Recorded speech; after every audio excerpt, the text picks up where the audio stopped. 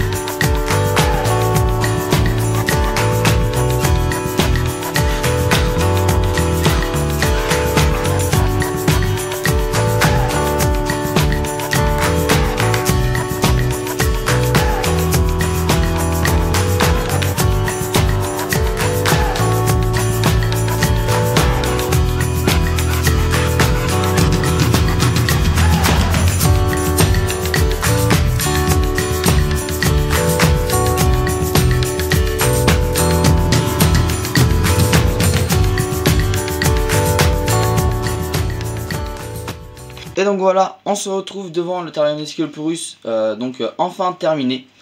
Donc j'espère que ça vous aura plu, les petites parties où je montre petit à petit comment je fais le terrarium. J'ai pas pu filmer l'intégralité de comment j'ai fait le terrarium parce que j'étais tout le temps devant et je trouvais que ça rendait pas bien. Du coup j'ai juste filmé quelques parties petit à petit en fonction de comment j'organisais le terrarium. Donc là vous pouvez le voir terminé. Donc là ils ont vraiment beaucoup de petites branches, tout ça pour grimper et tout. Ils en sont très contents. Donc là il y en a deux. Donc là Bon, c'est un peu encore toujours, mais là il y a Tornade ici. Avec Raptor juste là. Donc là ça fait vraiment un peu contre-jour, c'est dommage, mais comme c'est un terrarium grillagé, en fait le jour passe derrière. Donc ça fait un peu bizarre. J'essaierai de mettre un fond peut-être, pour pas qu'ils aient vu sur l'extérieur. En tout cas voilà, j'en suis vraiment très content. Vicky, quand j'ai ouvert le terrarium, s'est barré. Parce que là, comme j'ai fait le terrarium hier, ils sont assez stressés. Du coup là, bon là il y en a deux qui sont sortis, mais Vicky elle est pas mal planquée. Mais après ils vont s'y faire et puis je pense que ça va leur plaire parce que c'est vraiment un très grand terrarium. Pour 3 c'est parfait, et comme je compte peut-être garder un de mes bébés ou acheter un autre adulte. Parce que je compte en avoir 4, je compte faire un petit quadrilleur dans ce terrain. Donc voilà pour les petits projets. Après je vais vous montrer du coup les petites nouvelles des petits Skeloporus, car il y a 2 points que je dirais importants que je dois vous montrer. Donc voilà, le terrarium des petits Skeloporus, je l'ai déplacé. Donc maintenant il est sur ma commode au-dessus des geckos léopards. Les petits Skeloporus, déjà il y a une mauvaise nouvelle. C'est que j'ai perdu un des petits. Donc 3 jours après les avoir eu, en fait j'ai un des petits que j'ai retrouvé mort. Donc je sais pas trop pourquoi. Mais sinon les 3 autres vont très bien. Donc c'est un peu un mystère, peut-être qu'il n'a pas réussi à se nourrir comme les autres, ou peut-être qu'il n'a pas assez bu, je sais pas trop. Donc en tout cas j'en ai perdu un. Donc il m'en reste 3. Ces 3 là ils vont très bien, ils chassent très bien et tout ça, ils ont l'air plutôt pas mal. Et donc il y a maintenant 2 jours à partir de... là au moment où je tourne la vidéo, il y a 2 jours, j'ai fait une petite manipulation avec avec ces jeunes Skeloporus pour voir comment ils étaient et tout ça. Et en fait j'ai remarqué que l'un des 3 donc qui me reste est handicapé.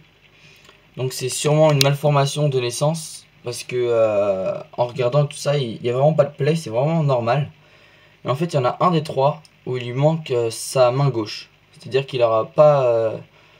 il aura son bras, son coude et l'avant-bras et tout. Mais il n'aura pas la main avec les griffes. Donc je vais essayer de vous le montrer. S'il se met à un angle... Alors il est où l'handicapé? Il est là-bas. Tac tac tac. Allez viens toi. Alors donc c'est celui qui...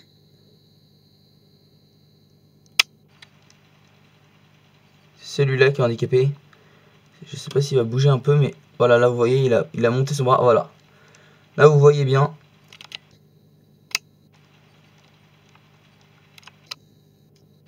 Donc il lui manque vraiment toute sa main gauche.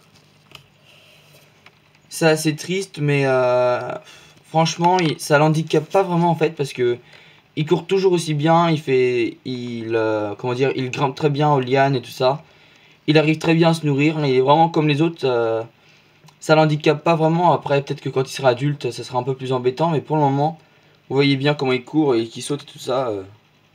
Ça a pas l'air de le déranger plus que ça. Vous pouvez voir hein, là je le fais courir et tout ça hein. Ça l'empêche pas du tout de grimper. C'est vraiment extraordinaire. Donc je pense que si je dois garder un des petits, je garderai celui-là. Tout simplement parce que déjà je pense qu'il va moins bien se vendre que les 2 autres. Car oui, je compte vendre mes petits Skeloporus, je compte pas les garder. C'est vraiment de la reproduction dans le but de vendre. Parce que je pourrais pas tous les garder hein. Mais comme je compte avoir un quadrilleur, peut-être garder un des petits, je sais pas encore. Je sais pas si je garde un des petits que j'ai eu cette année ou si j'achète un adulte. Une adulte du coup.